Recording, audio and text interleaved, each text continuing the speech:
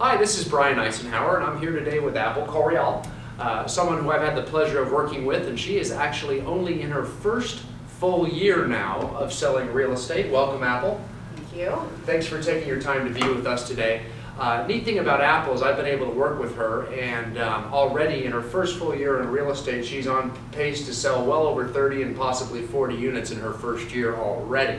And the crazy thing about that is Apple actually is not even from our town. She's new to the town, so she doesn't know anybody. For you to put up those type of numbers is impressive, so congratulations, Apple. Thank you. Thanks. Now, what's crazy is, and I want to make sure everybody understands this, because she didn't know anybody and to put up this many units, she's had to actually, you've had to actually proactively take effort to generate business. Right. You've had to take that initiative and go out there and try to shake down business. Right.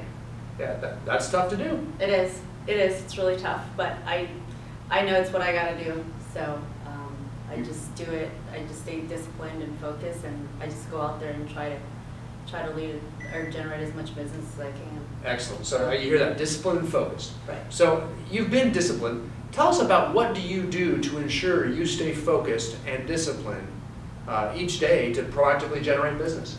Well, one thing that I learned to do is to make sure that I do have my lead generating time blocked in my calendar. So that's in there. That's helped me a lot to really stay focused and know exactly when I'm supposed to be lead generating.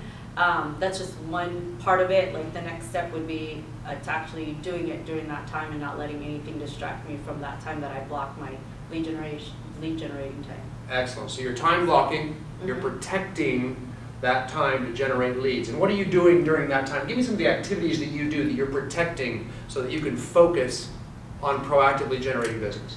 Well, one thing up here, we do have like a little sign up saying that I'm in, my 20%. So I make sure my door is locked, my back's turned from the window, so I don't get distracted by people walking by. Computer is down, my laptop is not on, the phone's on vibrate, and so I try as much as I can to alleviate any type of distractions. So nothing distracts you. And so what you're doing is you're actually prospecting in there? Is that what's happening? Yes, I'm making my phone calls. Okay, who are you calling? Who are you calling? I get started by just to get the flow of things, but my last hour and a half, which I think is like the most effective, is I do call my sphere of influence. Okay, so you're calling around your listings, yes. And then you're also calling your most effective, your highest conversion rate is actually calling your sphere of influence, your client database, right. The people you've met. Right. Excellent. Okay, that sounds great. That sounds like that makes some sense as to why you've been so successful so far. So you're saying that's hard to do. It is. It's really hard. There's days where you don't want to do it, and then I try not to keep my calendar open, but it does remind me when I look down in my calendar, and it's in big bold black letters. It says lead generation from 9 to 11:30. That's what I'm supposed to be doing. So that kind of keeps me really focused and motivated because it is in my calendar. So 2.5 hours, you've got it blocked in your calendar, and you know that's what gets you your business. Right. Excellent. Okay. One of the things I know you do, Apple, as well as anybody I've seen, and I think it's a big reason for your success, is you actually track your numbers. You track your lead generation efforts. Right. I do. It was hard to start tracking it just because I didn't know what was considered an actual contact, but once I learned, how to separate what an actual contact is, now I can break down an average of how many phone calls I need to make in order for me to get a certain amount of contacts, in order for me to get a certain amount of appointments every day. Okay. So you're actually tracking your leads, the phone calls you make, to the contacts, the people that answer, to the actual appointments you get from those contacts, all the way into the contracts you write up, right. All the way to the escrows you close and actually make a commission. Right. Okay, let's talk about what some of those numbers look like for you too. Okay. You've got, for how much, so let's say you may, to get a contact, how many phone calls do you need to make?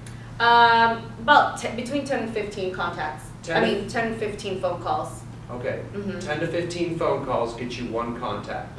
And then? On that's like just an average, yeah. Okay, and then how many contacts do you need to make to get an appointment?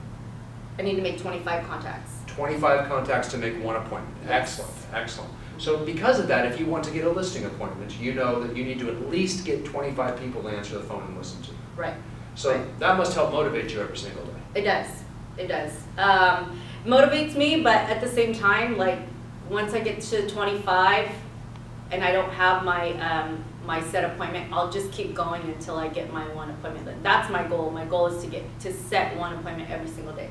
So you've taken a situation where you're having a hard time making yourself lead generate into a point where you're actually motivated to actually lead generate because you're tracking your lead generation numbers. Right. Amazing.